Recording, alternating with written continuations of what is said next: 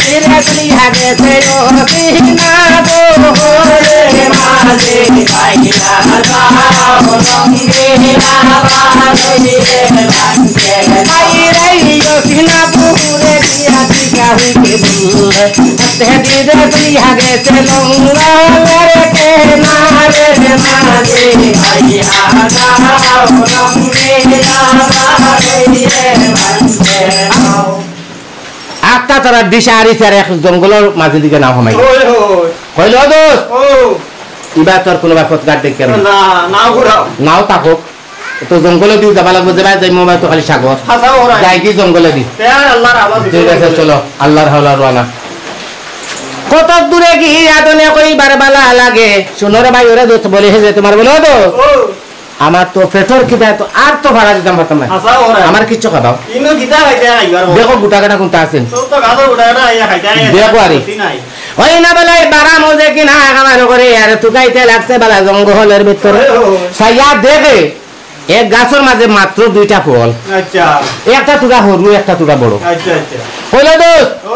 কখন 20 ফল না কিতা ফল চিনি না যেটা ফল হোক মোটামুটি ফল দুইটা আছে গাছের আছে এগু সরু এগু তুরা বড় বড় তুমি খাইতে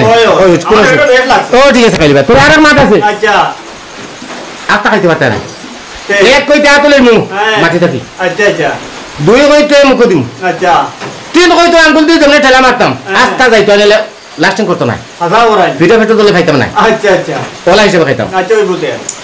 বাইরে বল কিন্তু বাড়ি আনে সমরে গালে আর আনিয়া কিন্তু তৈছে রে ভাই দুই দোস্তে রাখি হলো দোস্ত আদো এক দুই তিন কইতো মুখ দিয়ে যেমনে মাছন খনিও নে ঠেলা একবারে মানে লকলকিত ফাটাই